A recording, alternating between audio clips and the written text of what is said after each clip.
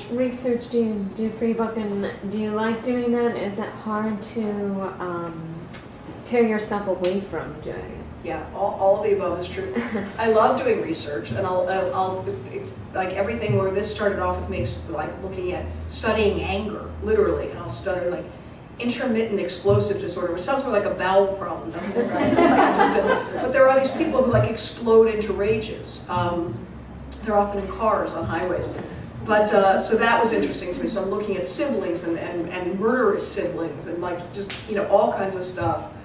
And I literally look at everything from, like in this case, like the history of prisons, or what happens when this happens. And so in order for me to write what I would say is like sort of solid fiction about it, or committed fiction, I have to actually know what I'm talking about. If I'm writing a book set in California, I literally will read about like plant life in California, because it's like I have to know more than I'm going to use, because otherwise I don't have the confidence to do it. And yes, at a certain point I have to like stop myself, especially now with the internet, because it's just years can go by. And you're like, oh, didn't know the web got so big. Because all of a sudden you're looking at some like the German translation of whatever, and oh, that's interesting. And this has a lot of stuff about Nixon in it, and that for me was very interesting, because I had always been interested in Nixon. Nixon was the president when I was growing up in Washington, so he sort of loomed in my childhood in odd ways. But it was interesting to see how much both the history and the knowledge about the impact of Nixon's presidency had resonated moving forward in ways that I didn't even know. And I mean, the simplest, biggest example is Nixon opening relations with China. And China now owns more US debt than any other country, and all of our stuff is made there. That's also why critics haven't picked up on this, but there's all these threads of like Chinese people through the book, including one that to me is hysterically funny, which is when they go, Harry tries to go and meet with the rabbi, and he calls, and this Chinese woman answers the phone at the temple and explains that she's adopted, and that the family who got her came, they didn't like the baby they were offered, so they just took an adult. It's just like horrible, but I think it's like in a Coen Brothers way, kind of very funny. And then she tells him that he can't talk to the rabbi until he makes a donation, and that what he offers also isn't enough. And his credit card doesn't go through. I mean, I love that. So little things like that. But yes, lots of research. I went out to Yorba Linda, to Nixon's birthplace. But I only realized recently, I got a snow globe there. That's, Nixon's birthplace, Yorba Linda. And so recently, it's on my Facebook fan page, whatever that actually is, I'm not sure. But I shook it and took a picture of it. The funny thing is, I realized it doesn't snow in Yorba Linda. So I've got this problematic snow globe. There's like lemons coming down, or whatever. Anyway, anyone else have a question?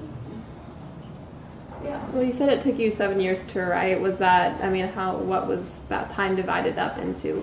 Suffering again, and then in the refrigerator, and then suffering. It's really, I'm not a fast writer, and I really do rewrite a lot.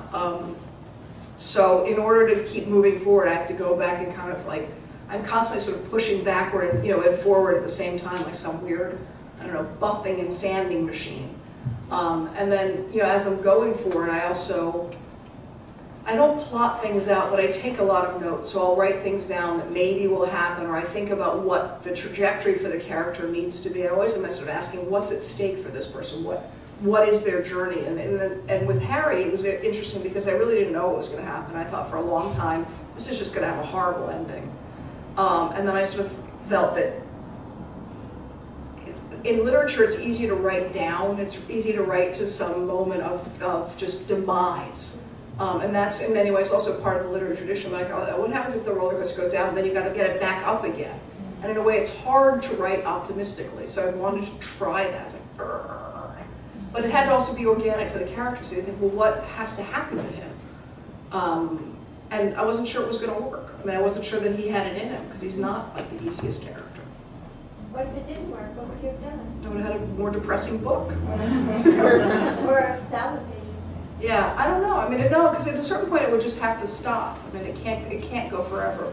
And it's interesting because the where it stops now, I think, happened because it seemed that they were at a safe place for me to leave for a while. I don't feel like they're done. I don't feel like it's over. But I thought, well, at least I can go to the bathroom now. Yeah. One of the things that fascinated me about the book was that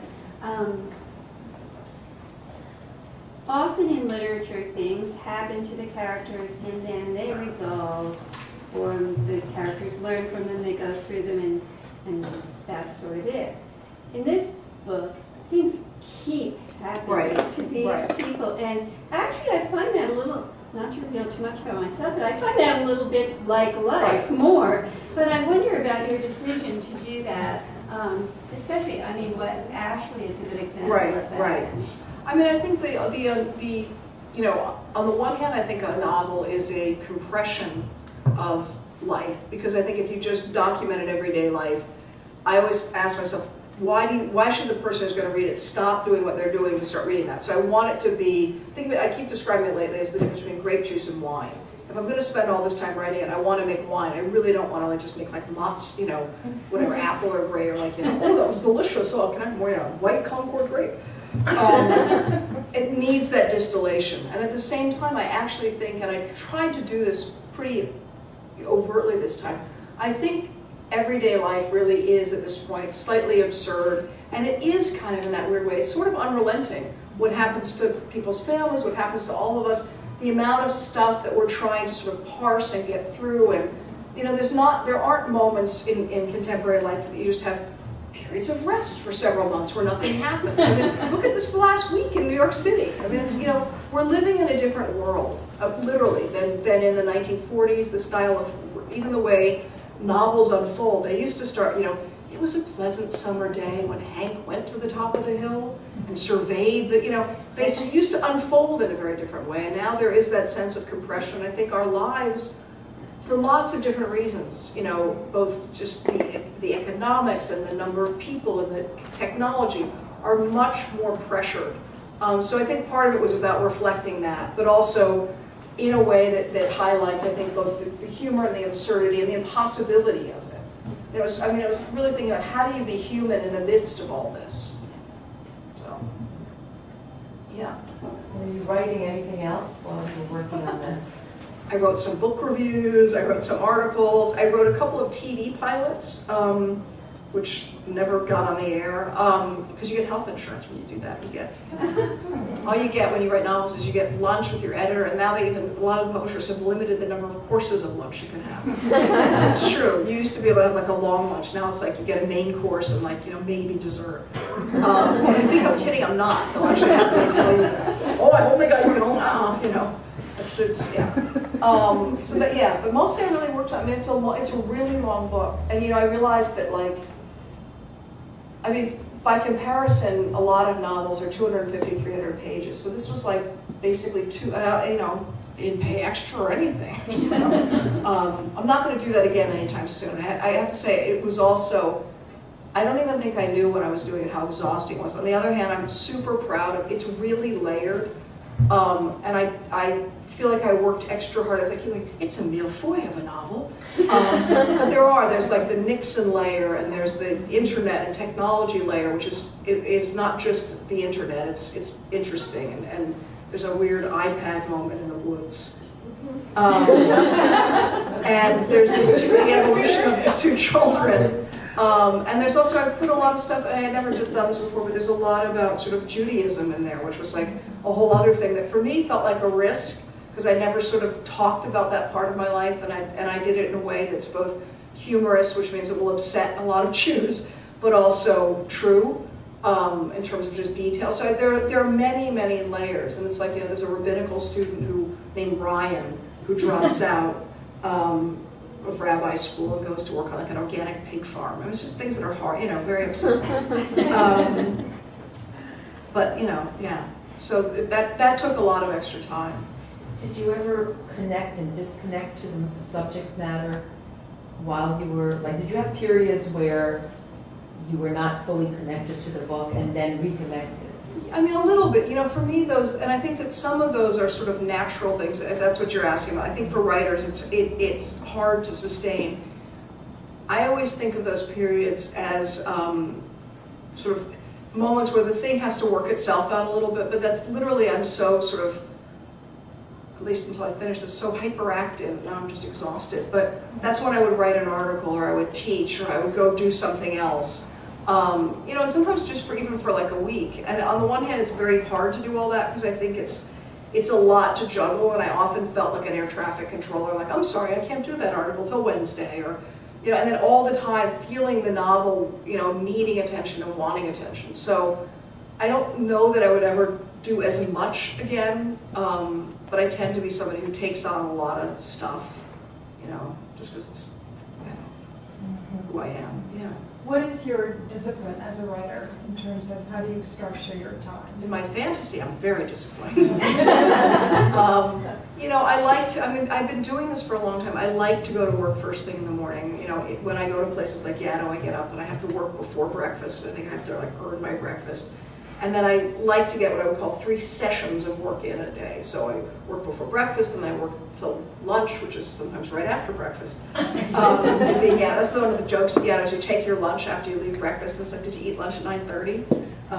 So upsetting when that happens. And then I try to work a little bit in the afternoon or in the evening. You know, in New York, I mean, I'm involved with Penn. I do all these other things, so I don't get necessarily as many hours every day, but I pretty much, you know, I work every day. Before I had a child, I worked 7 days a week. Now I usually try to work 6. And when you say work, does that include the research time? Yeah, yeah. No, it's, I mean, it's like, you know, I'm at my desk all day, and the truth is, if you know, a little kid didn't come home and go, hey mom, I'd probably, because I'm always right where she left me. I'm like, I'm right here, you know. You know, she comes in, she like, finds me like flat out on the, like today, because my back is sort of, I'm like on the floor of my office. I'm like, hi. If I use the computer, I'm like, close all my files, you know. But yeah, I just work all the, you know. I can't, you know, I love it. I mean, that's the thing. I can probably write like new material at the most 4 or 5 hours a day. I find actually writing very, very tiring. It's like it comes from like the middle of my brain and it's exhausting. And Kathy Harrison and I used to have this joke about like, did you lie down on your pages yet today? Because we'd always like print stuff out and you just think, I'm just gonna rest for a minute. Like we were done with this. See, I have like ink all over, and there's always, you know, there's always like your pillowcases, like weird writing on it. I'm like, what's that? It's tiring, you know. I don't know. Yeah. It's a wonderful book. Thank you. I'm never writing on. I'm just kidding. And number, oh, I'm sorry, okay. Go, let her go, and then you can go. Then you can go again. I just want to say I really have loved your writing for many years. I haven't read all your books. It's okay. Take your time. I love that they're not always about pretty things, or mostly they're not about pretty things Right. or pretty people. Right. I did really like Harry. I really liked this character and his transformation. But I was curious when you talked about how you saw your writing of this book as sort of painted pictures and words. Yeah. Have you ever, I'm a fine artist. Sure. Have you ever done any fine arts? Well, yes, I have. I went into art school at the Corcoran in Washington, and I studied painting, and then I studied photography, and I do a lot of collaborations with artists. So I've done books with Eric Fischel and Rachel White-Reed and Cecily Brown and a bunch of people. Every year I do 2 or 3 books with artists, which usually, I used to write art criticism like for Art Forum. And then I realized at a certain point that I wanted to sort of push that out a little further. So I spend time talking to the artists about why they make what they make and what it means to them.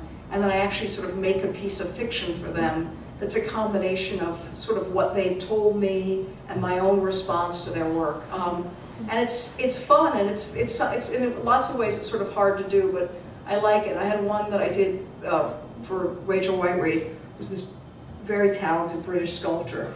And she's a little bit unusual, and I remember writing it, thinking, oh, this is getting too weird, she's going to hate it. And there's a part in it, it's sort of about a shapeshifter, and Rachel actually casts usually negative space. And she's done these casts. She actually did a really beautiful Holocaust museum in Vienna, I think it is. But anyway, so I had this thing where this woman is a shapeshifter and has feathers that grow out of her. And I thought, this is really pushing it. And I gave it to Rachel, and she said, God, that's amazing. I once knew someone who had a feather.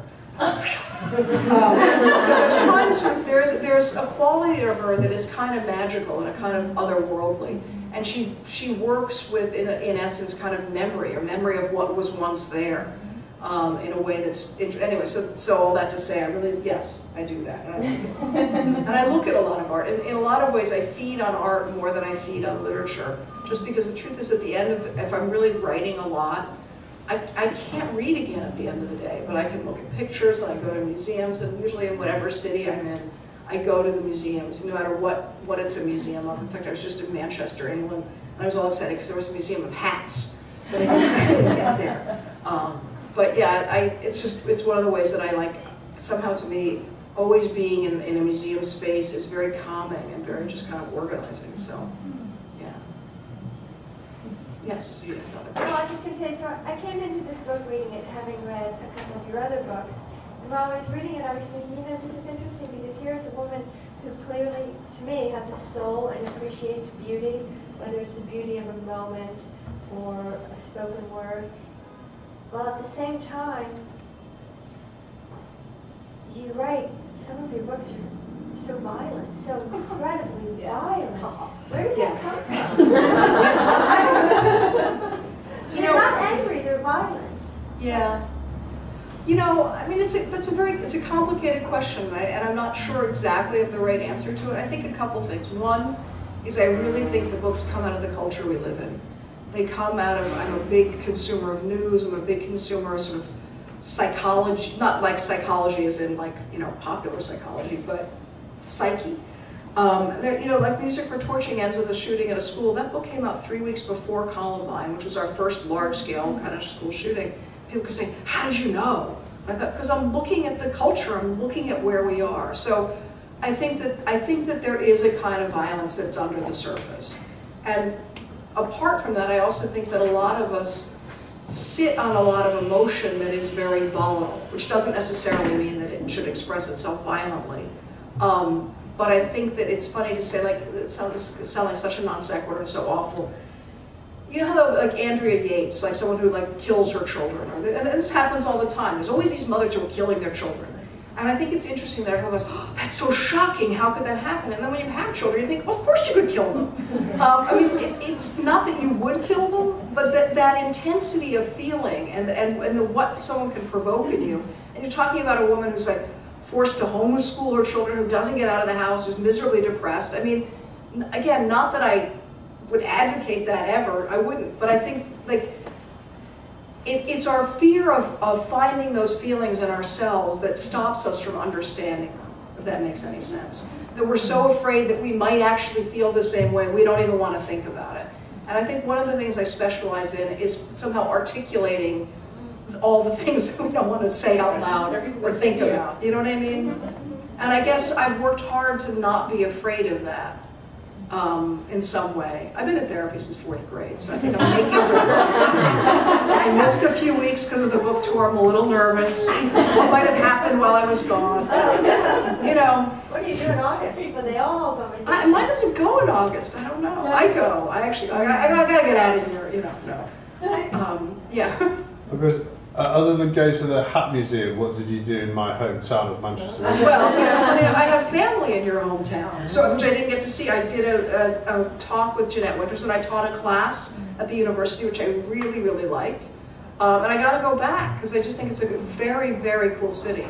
I bought some soccer shirts, Man City and Welbeck. Man United. Emmanuel, yeah. Yeah, well, I know. Very stressful. I didn't know which to get, so I got all of them. Sound like Harry. Exactly. I know. Well, shh. Do you have? Yeah, I just want to follow up to the violence thing because books has early on that act of violence against Jane, and then later it has that instant reaction that Ashley has on the road there, where she, which has to do with her being a girl. And then it has sort of it's not quite violence, but what happens to her at school. So right. Throughout the whole thing, there's an issue with women in violence. Sort of. Yeah, I mean. Or was that just how it unfolded for that character? We could also look at the end of Alice then and say that to the jail pedophile murderer. Yeah. I mean, it's interesting. I've never thought about it in that way. because I also feel like the women, it's funny, I feel like the women in the books are equally capable of violence. Like if you look at, actually in the end of Alice, there's this young predatory girl who picks the scab off this kid's knee and eats it. I'm not telling it well enough because you're not grossed out enough, but so I guess I believe that both men and women are capable of it, and I would be wary of thinking that there's just violence sort of, that happens to women. Right. But I think, I'm sure in society there is more aggression towards women than not. Why not? No, I'm just kidding. No. Anyway, I'll stop there on that one, but I'll think about that and look at it. Try to write a different book next time.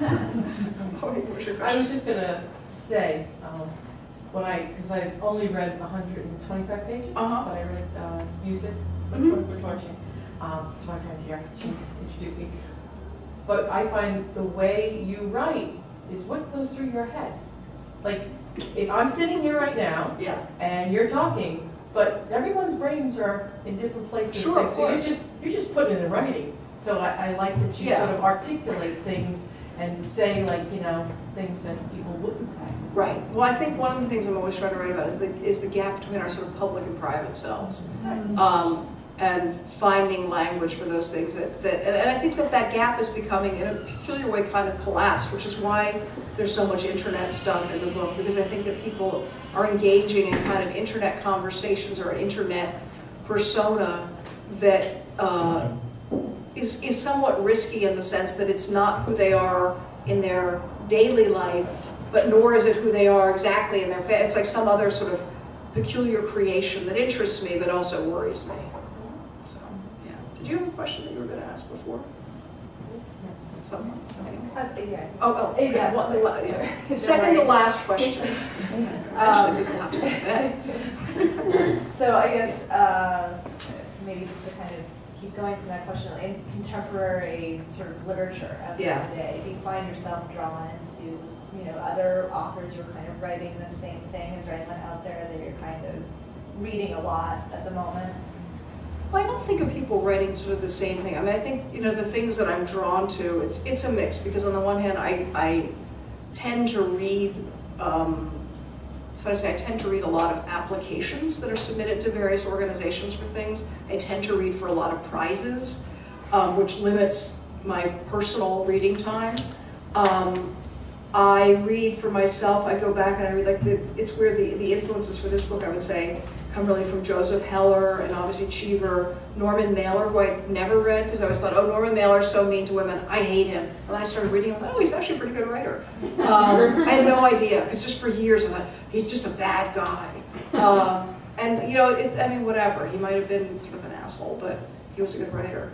And then in sort of contemporary things, I mean, there's lots of different things. Like there's people there's a short story writer named Brad Watson, who I don't think that many people know, and I read his stuff and I was actually completely blown away by it. I thought he was like kind of a, not to compare whatever, but sort of like a combination of Raymond Carver and Flannery O'Connor, which is hard to do. There's a new book by a woman named Joan Wickersham that I really love. That's very different from what you would think, oh, that's going to be the kind of book she likes. I like reading biographies, actually. I'm really into economics and politics, and I also like science and like black holes. I mean, that's the kind of realistic research I mean, if I'm reading just for myself, it tends to be more nonfiction. But then when I go and read fiction, I like it. It's always like a really pleasant surprise. I think there's a lot of wonderful writers writing right now. And a lot of different voices, which also is nice. There's not just one kind of fiction at the moment. Anyone have one last question? Well, it's more of an observation than a question, but just now when you were mentioning other contemporary writers, I think you only mentioned men. Mm-hmm. And one of the things that so just kept amazing me in reading your book, May We Be Forgiven, is that you were writing these things, you're a woman and you were writing it this way and using these expressions in this whole situation. And I don't remember reading another woman author who writes like that. Right. I can say a couple of things. I did name Joan Wickersham. Excuse me. And I can name a few others. Actually, Jane Ann Phillips, and I think when she first published Black Tickets, that was that sense of a writer who was only a little bit older than me, kind of coming out with a book that I thought was very daring, and also in many ways didn't conform to what women's writing should be. And then writers like Grace Paley, who was a teacher of mine, incredibly formative. And I think Joan Didion, who I just adore beyond belief. So I think there are women writers who I like a lot. It's interesting, my literary sort of mentors, for the most part, are men. And it actually starts with playwrights like Edward Albee and Harold Pinter. That comes out. Yeah, no, I know. I mean, there's also like women playwrights like Carol Churchill, but Carol Churchill is a very unusual playwright, and I would say doesn't write like a girl, whatever that means. I think that there's also a thing that until this book came out that I'd really been loath to accept was true, which is that historically people have always said that there was a difference between men's fiction and women's fiction, and that women write domestic books and men write the larger kind of political and social book. And I never really was willing to accept that. And then when this came out, and some of the responses was like, there's too much that happens in this book, and it's too big, and it's too whatever, I thought, oh right, I forgot. I didn't write a girl book. Which, you know, I just never wanted to believe that, and now I do believe it a little bit, that there is some, whether it's, I think it's not intentional bias, but I think that the idea is that women should write books that are about the family in the small sense. And what's interesting is really, this is a male and female book. It's a transgender book. No, it's not. Well, actually, it's one little transgender part, but something for everybody. But I think it is a large-scale book about this point in time in America. And it's also a book about family. So. Well, guys, thank you so much. I'm happy to answer questions.